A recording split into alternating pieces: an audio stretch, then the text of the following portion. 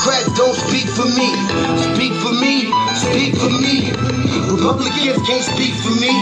Speak for me, speak for me. A bitch ass nigga can't speak for me. Speak for me, speak for me. You coon ass niggas can't speak for me. Speak for me, speak for me. Listen here, this is a fact of life. I be rapping like Nat Turner came back to life. Grab Donald Trump by the pussy, he ain't acting right. I never run from a conflict, I be glad to fight. It's a very cold world that we live in. And somebody please tell Elizabeth you're not an Indian. You just trying to con them people to get the benefit. Just another immigrant stealing from the Indians. That's some punk ass shit and that's too lame. Now we finna step over to Andrew Yang. And you a sucker, you could never speak for black folks. Fake ass pandering, trying to get the black votes. The Democrats don't speak for me. Speak for me, speak for me. Republicans can't speak for me. Speak for me, speak for me. A bitch ass nigga can't speak for me. Speak for me, speak for me. You coon ass niggas can't speak for me. Speak for me, speak for me. You know your boy be high off sativa. Kamala wasn't popping, so we said bye, Felicia. She ain't had a right policy. We ain't trying to meet her. Y'all can take Biden too. Bye, we don't need him. We don't need Roland Martin or that coon Al Sharpton. Didn't need Cory Booker from the start, man. I don't fuck with police and no snitch. You know I'm coming with the heat when I spit it. The Democrats don't speak for me. Speak for me, speak for me. Republicans can't speak for me. Speak for me, speak for me. A bitch ass nigga can't speak for me. Speak for me, speak for me. You coon ass niggas can't speak for me. Speak for me, speak for me. If you ever go to court and this is your luck, try not to get fucked by Benjamin Crump. I know it's hard. You and all go is hard. But who the fuck is Amy Cloak? Put her picture up on the bullseye and start throwing darts. People cut our organs out our bodies, that's a stolen heart. They can't save us from the flood like Noah's Ark. Black lives always matter, we finna go for ours. So then we savages, we don't need to pot the piss. Mike Bloomberg can suck dick with that stop and frisk. You ain't speaking for us, we don't know you. Bernie Sanders, they get your funky ass on too. The Democrats don't speak for me. Speak for me, speak for me. Republicans can't speak for me. Speak for me, speak for me. A bitch ass nigga can't speak for me. Speak for me, speak for me. You coon ass niggas can't speak for me. Speak for me, speak for me.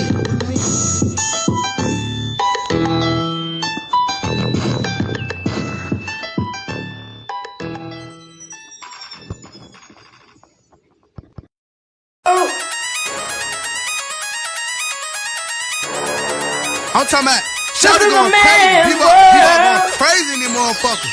Run that shit back, man. But it's nothing. Nothing. Got a woman on the bed.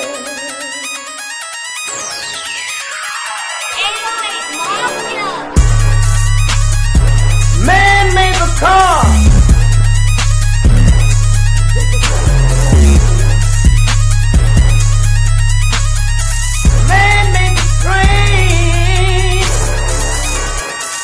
Carry the heavy load. Man made the electrolyte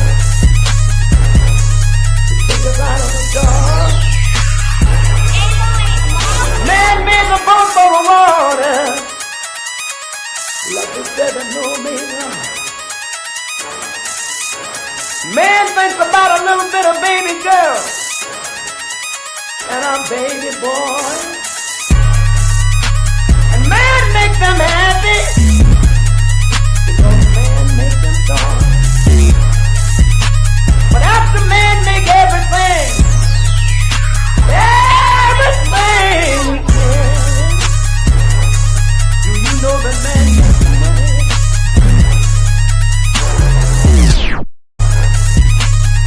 To buy from other men. This is a man's world.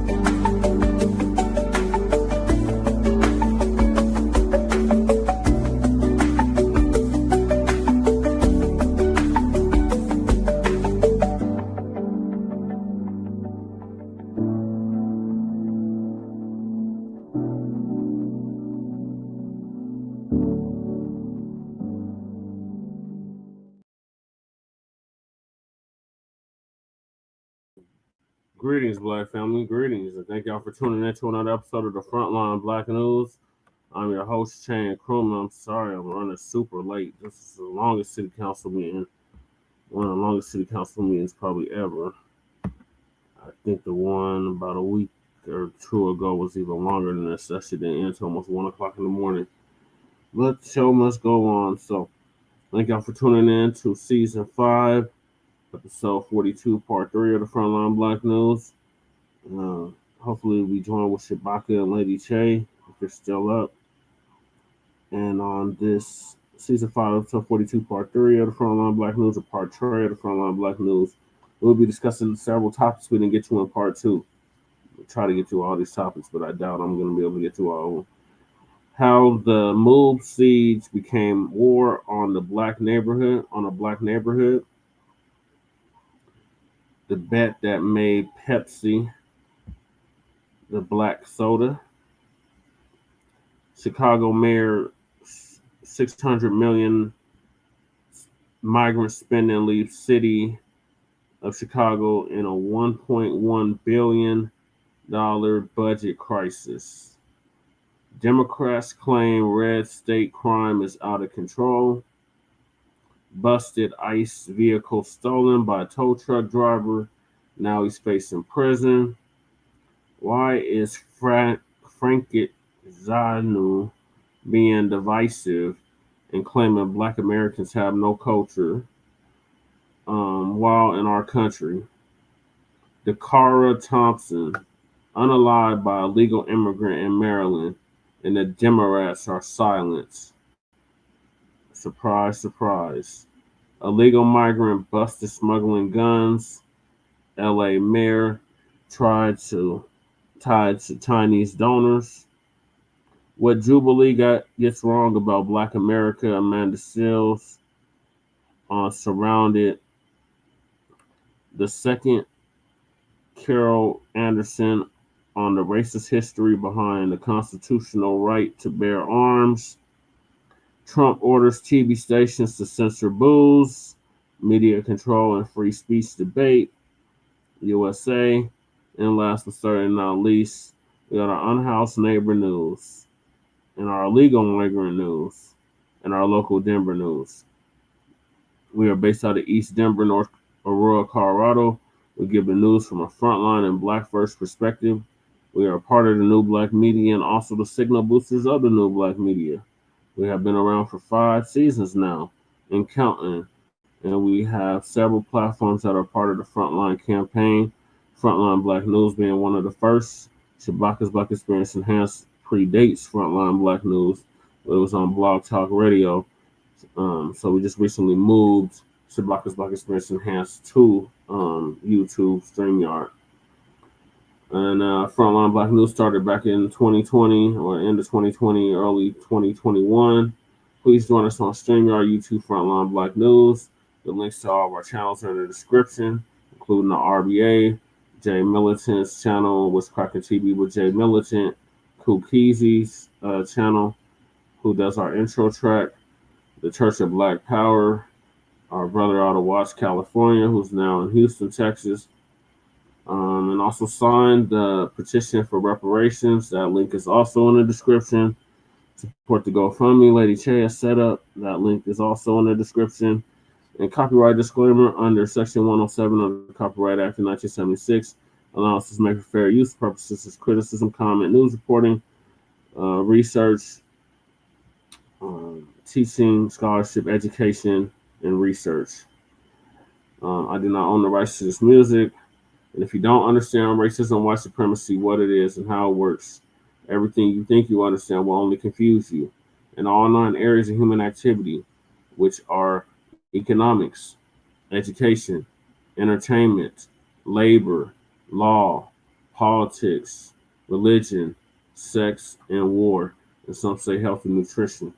And that's by the great Nelly Fuller Jr., who just transitioned this past February. RIP to him, producejustice.com. And when you, a Black person, are captured by any race soldier, you must never fuss, fight, or flee. Comply and defend yourself in court. Also by the great Nelly Fuller Jr. RIP to him. And may he rest in power. Produced justice.com. And racism and white supremacy is conscious and subconscious behavior to maintain white genetic survival, to prevent white genetic annihilation. And that's by the great Dr. Francis Cress Wilson, who passed away or transitioned back in 2016. So those are the topics. So I'm going to try my best to breeze through them. But this is going to be a long show, I can already tell. Salute to Crew. Crew says, I do not support the other channel because of my old panty, but I will support y'all. Okay, Crew. Appreciate you. All right, let me go to the first topic, and that is about Move. So for those that don't know, Move was an organization in Philadelphia, Pennsylvania. I believe they were a Pan-African organization at that. But the city of Philadelphia bombed a whole city block to get rid of Move. And this video I'm going to play is going to go into detail about that.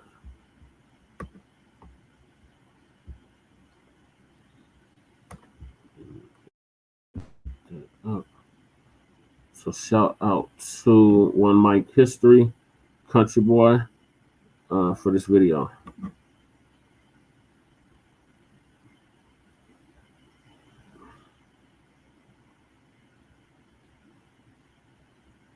Come on, computer, catch up. Computer is so sluggish lately.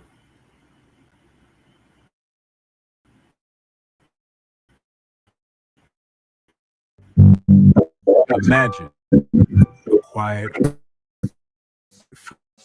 Philadelphia neighborhood suddenly engulfed. The Philadelphia Police Department made headlines when they... God damn it, computer, what the hell? Join us today while we discuss the 1985 News bombing. And I'm your host, Country Boy, and this is One Mic Black History. And if you like stories like this, you can find more stories like this at OneMicHistory.com. But without further ado, let's get started. At the core of the MOVE organization was John Africa, who was born Vincent Lee Hart. Interestingly enough, though, John Africa was almost entirely illiterate. So he dictated his philosophy to a social worker named Donald Glassy, who helped him write what every MOVE member called the book, which was essentially their Bible containing all the teachings of John Africa. So what they believed was, first and foremost, at the center of everything was the principles of life and truth.